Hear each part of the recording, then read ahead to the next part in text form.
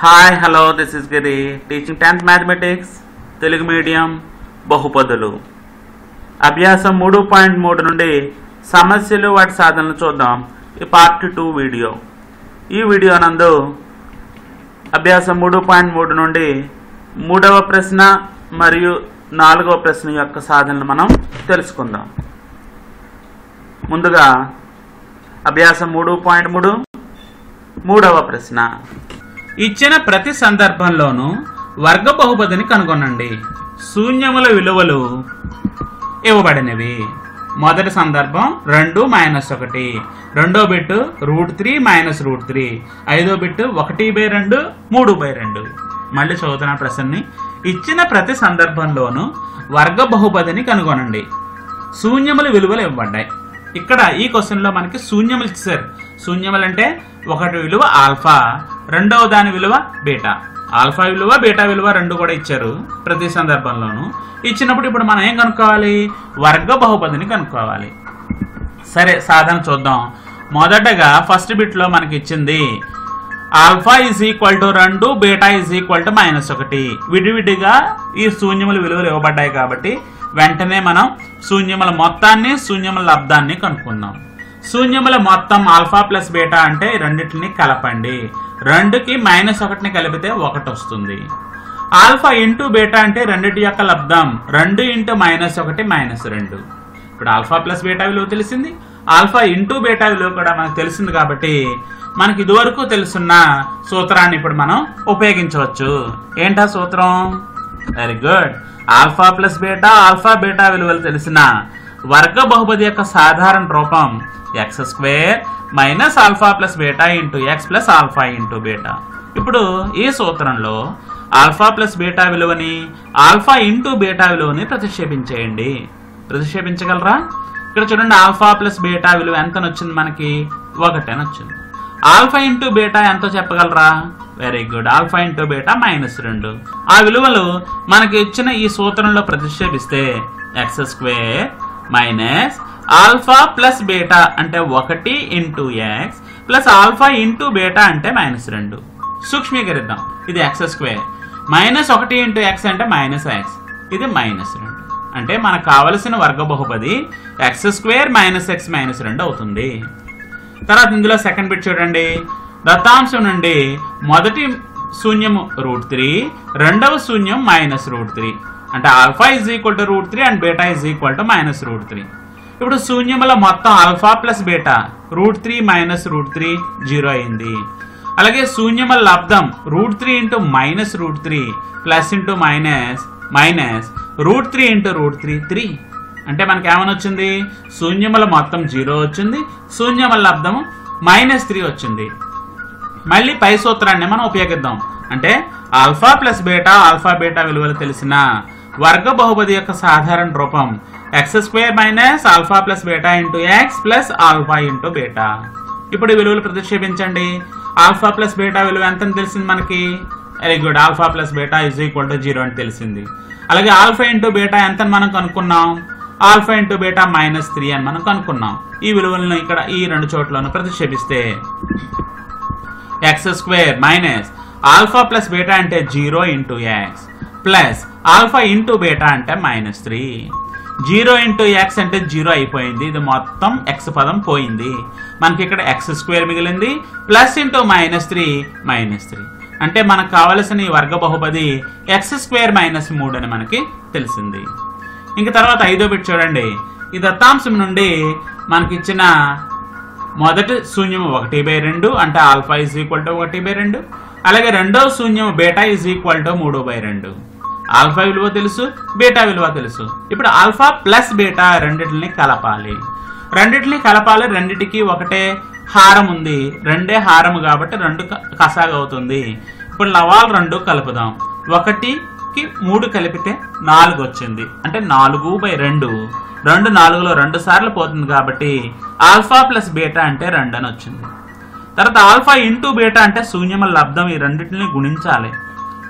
2 భిన్నాల గుణకారం అంటే వాటి లవాల్ని గుణించాలి, అలాగే వాటి హారాలను కూడా గుణించాలి. అంటే 1 × 3 3 /2 × 2 4. ఇప్పుడు మనకి ఆల్ఫా ప్లస్ బీటా తెలుసు, ఆల్ఫా ఇంటూ బీటా తెలుసు. కాబట్టి ఇప్పుడు alpha plus beta, alpha into beta విలువలు తెలిసిన ఈ వర్గ బహుపది యొక్క సాధారణ రూపం x square minus alpha plus beta into x plus alpha into beta. ఇప్పుడు మళ్ళీ విలువలు ప్రతిక్షేపించి సూక్ష్మీకరిద్దాం. X square minus alpha plus beta అంటే 2x plus alpha into beta అంటే 3/4. ఇప్పుడు చూసారా, ఇంతకు ముందు సందర్భాల్లో మనకి ఎక్కడ హారం రాలేదు, కానీ ఇప్పుడు హారం వచ్చింది. 4 అనే హారం వచ్చింది ఈ పదంలో.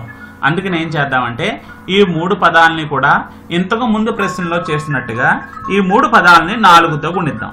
4తో గుణిస్తే 4 into X square 4x square, 4 into -2x minus 4 2 8x plus 4 into 3/4. ఈ 4 క్యాన్సిల్ అయిపోయి 3 మిగులుతుంది. అంటే మనకి ఫైనల్గా కావలసిన వర్గ బహుపది ఏమవుతుంది? 4x square minus 8x plus 3 అవుతుంది. తర్వాత ఇప్పుడు 4వ ప్రశ్న చదువుతున్నాను చూడండి. 1 -1 మరియు -3 ఘన బహుపది x³ plus 3x square minus x minus 3 యొక్క శూన్యములను చూపి శూన్యములు మరియు గుణకాల మధ్య సంబంధాన్ని తనిఖీ చేయండి. మళ్ళీ చదువుతున్నాను. 1 -1 మరియు -3 అనేవి ఘన బహుపది x³ plus 3x square minus x minus 3 యొక్క శూన్యములను ధృవీకరించండి లేదా చూపండి, మరియు శూన్యములు మరియు గుణకాల మధ్య సంబంధాన్ని తనిఖీ చేయండి అని చెప్పి మనకి ప్రశ్న ఇచ్చారు. ఇప్పటి వరకు మనం వర్గ బహుపదుల్లోనే సమస్యలు చేసాం. ఇప్పుడు మనకి ఇచ్చింది ఘన బహుపది. ఘన బహుపది అంటే ఇక్కడ చూడండి,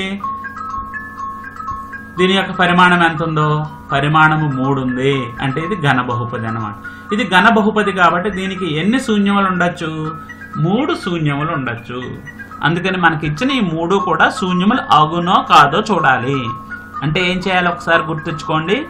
ఏదైనా ఒక బహుపది ఇచ్చి ఆ బహుపదికి ఒక విలువ శూన్యం అవుతుందో కాదో చూడాలంటే అప్పుడు ఏం చేయాలి ఒకసారి ఆలోచించండి. ఏమైనా ఆలోచన వచ్చిందా? ఓకే, ఇప్పుడు ఏం చేయాలంటే మనకి ఇచ్చిన చరరాశి చోట్లో ఆ విలువను ప్రతిక్షేపించాలి. ఆ విలువను ప్రతిక్షేపించగా సూక్ష్మీకరించినప్పుడు బహుపది యొక్క విలువ 0 వస్తే మనం తీసుకున్న విలువ దానికి శూన్యం అవుతుంది. ఆ చరరాశి యొక్క విలువను ప్రతిక్షేపించినప్పుడు బహుపది యొక్క విలువ 0 రాలేదనుకోండి, వేరే ఏదైనా రాశి వచ్చింది 0 కాకుండా, అప్పుడు అది శూన్యం కాదని మనం చెప్తాం. సరే, ఇప్పుడు మనకి దత్తాంశం నుండి మనకి ఇచ్చిన ఘన బహుపది px = x³ plus 3x square minus x minus 3 అని మనం తీసుకున్నాం. ఇప్పుడు ఏం చేద్దామంటే ముందుగా x = 1 అని అనుకుందాం. x = 1ని ప్రతిక్షేపిద్దాం ఘన బహుపదిలో. అంటే p(1) = x³ అంటే 1³ ప్లస్ 3 ఇంటూ x స్క్వేర్ అంటే 3 ఇంటూ 1 స్క్వేర్ మైనస్ x అంటే -1 మైనస్ 3.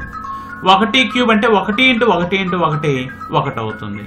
1 స్క్వేర్ అంటే 1 ఇంటూ 1 1 ప్లస్ 3 ఉంది కాబట్టి 3 ఇంటూ 1 3 -1 మైనస్ 3 కలిపితే -4.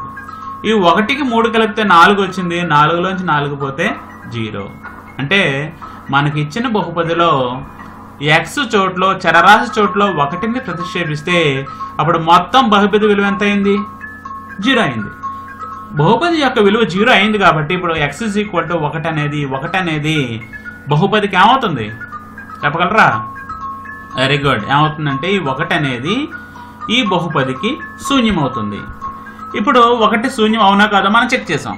ఇప్పుడు రెండవది -1 శూన్యం అవుతుందో కాదో చెక్ చేయాలి. అంటే ఇప్పుడు x = -1 తీసుకోండి. x = -1 అనుకున్నా p(-1) x చోట్లో -1ని ప్రతిక్షేపిస్తే -1³ plus 3 into x square 3 into -1 whole square minus x అంటే మైనస్ x అంటే -1 మైనస్ 3 -1 హోల్ క్యూబ్ మనం అంతకుముందు తెలుసుకున్నాం. మైనస్కి ఘాతాంకంలో బేసి సంఖ్య ఉంటే దాని విలువ మైనస్ అవుతుంది, అదే సరి సంఖ్య ఉంటే దాని గుర్తు ప్లస్ అవుతుందని మనం తెలుసుకున్నాం. అందుకని -హోల్ క్యూబ్ మైనస్ అవుతుంది, 1³ అంటే 1. అలాగే -1 హోల్ స్క్వేర్ అంటే +1 అవుతుంది. 3 × +1 +3. మైనస్ ఇంటూ మైనస్ +1 ఇది -3. ధనరాశులను కలుపుదాం. 3 1 కలిపితే 4. రుణరాశులను కలపండి. -1 -3 కలిపితే -4. 4 - 4 0. అంటే x -1 ప్రతిక్షేపించిన మనకి ఘన బహుపది యొక్క విలువ సూక్ష్మీకరించినప్పుడు చివరికి ఏమొచ్చింది? 0 వచ్చింది. 0 వచ్చింది కాబట్టి -1 కూడా మనకి ఇచ్చిన బహుపదికి శూన్యం అవుతుంది. తర్వాత x మూడో విలువ -3 తీసుకుందాం. x -3 అనుకున్నా p of -3 is equal to -3 whole cube plus 3 into -3 whole square minus x అంటే -3 -3 మైనస్ హోల్ క్యూబ్ మైనస్ వేసుకున్నాం. 3 క్యూబ్ అంటే 3 × 3 × 3 3 3 9 9 3 27 కాబట్టి ఇది -27 అయింది. తర్వాత ఇది చూడండి -3 హోల్ స్క్వేర్ అంటే -3 × -3 plus 9 9 × 3 9 3 27 plus 27 minus into -3 plus 3 ఇది -3. మళ్ళీ ధనరాశులను కలపండి. 27కి 3 కలిపితే 30 వచ్చింది. -27 -3 కలిపితే -30 వచ్చింది. 30 నుంచి 30 తీసివేస్తే మనకు వచ్చింది 0. మళ్ళీ x -3 తీసుకున్న బహుపది యొక్క విలువ శూన్యమైంది. అంటే మనం ఇప్పుడు p of 1 0 అని వచ్చింది, p of -1 0 వచ్చింది, p of -3 0 వచ్చింది. కాబట్టి ఈ 1 -1 -3 అనేవి మనకి ఇచ్చిన బహుపదికి శూన్యములని మనకు తెలుస్తోంది. ఇప్పటి వరకు ఈ క్వశ్చన్లో ఉండే శూన్యములను కనుక్కోవడం, శూన్యములు అవునో కాదో ధృవీకరించాం. ఇప్పుడు ఇందులో రెండో బిట్ ఏంటి? శూన్యములు మరియు గుణకాల మధ్యలో ఉండే సంబంధం తనిఖీ చేయాలి. శూన్యములకి వాటి గుణకాలకి మధ్యలో ఉండే సంబంధాన్ని తనిఖీ చేయాలి. అంటే మనం తెలుసుకున్న ఈ 3 శూన్యాల్ని ఆల్ఫా బీటా గామా అని మనం అనుకుందాం. అంటే ఈ సాధన నుండి మనకి 3 విలువలు వచ్చాయి. ఆల్ఫా మొదటి విలువ ఆల్ఫా అనుకుంటే ఆల్ఫా =1, రెండో విలువ బీటా అనుకుంటే బీటా -1, మూడో విలువ గామా అనుకుంటే గామా -3. ఇది కాకుండా మనకి ఇచ్చిన బహుపది x³ + 3x² - x - 3. ఇది ax³ + bx² + cx + d రూపంలో ఉంది కాబట్టి a విలువ అంటే x³ గుణకం 1, b విలువ అంటే x² గుణకం 3, c అంటే x గుణకం -1, d అంటే స్థిర పదం -3. ఇప్పుడు మొదటగా మనం కనుక్కోవాల్సింది శూన్యముల మొత్తం alpha plus beta plus gamma. Alpha plus beta plus gamma అంటే 1 - 1 - 3. 1 - 1 అంటే 0, 0 - 3 అంటే -3. -b/a విలువ కనుక్కోండి. -b/a -3/1 ఇది కూడా -3. చూడండి రెండు సమానంగా ఉన్నాయి కాబట్టి మనం ఏమని చెప్పొచ్చు? Alpha plus beta plus gamma -b/a అని చెప్పొచ్చు. తర్వాత ఇంకొక విలువ alpha into beta, beta into gamma into gamma into alpha విలువ కనుక్కుందాం. ఆల్ఫా ఇంటూ బీటా అంటే 1 × -1 అయింది. బీటా ఇంటూ గామా -1 × -3 +3 అయింది. గామా ఇంటూ ఆల్ఫా -3 × +1 -3 అయింది. +3లోంచి -3 పోతే 0, 0 - 1 అంటే -1. ఇప్పుడు c/a విలువను కనుక్కోండి. c అంటే -1/a విలువ అంటే 1 -1/1 కూడా -1. ఇప్పుడు ఈ రెండు సమానంగా వచ్చాయి. ఈ రెండు సమానంగా వచ్చాయి కూడా మనం ఏమని చెప్పగలం? Alpha beta plus beta gamma plus gamma alpha c/a అని మనం చెప్పగలం. ఇంకా మూడవ సంబంధం alpha into beta into gamma అంటే 3 శూన్యముల లబ్ధము. ఆల్ఫా విలువ 1, బీటా విలువ -1, గామా విలువ -3. ఈ మూడింటిని మనం గుణిద్దాం. మైనస్ ఇంటూ మైనస్ ప్లస్ 1 1 1 1 3 3 అంటే alpha into beta into gamma 3 అని వచ్చింది. -d/a విలువ కనుక్కోండి. -d విలువ -3/1. మైనస్ ఇంటూ మైనస్ +3 అయింది. 3/1 అంటే 3. మళ్ళీ రెండు సమానంగా వచ్చాయి. అంటే alpha into beta into gamma -d/a అని మనం చెప్పగలిగాం. అంటే ఈ విధంగా శూన్యములు మరియు గుణకాల మధ్యలో ఉండే సంబంధాన్ని మనం తనిఖీ చేసాం. అవన్నీ కూడా సత్యమని మనకి తెలిసింది. 1వ అధ్యాయం వాస్తవ సంఖ్యలు, 2వ అధ్యాయం సమితులు, అలాగే 3వ అధ్యాయం బహుపదులు. వీటి యొక్క పరిచయం అలాగే అభ్యాసంలోని సమస్యలన్నీ కూడా వీడియోల రూపంలో చేయబడి ఆ వీడియో లింకులన్నీ కూడా డిస్క్రిప్షన్లో ఇవ్వబడ్డాయి. ఆ లింక్ని మనం క్లిక్ చేసి మీరు వాటిని రివైజ్ చేసుకోవచ్చు. థ్యాంక్ యూ అనండి.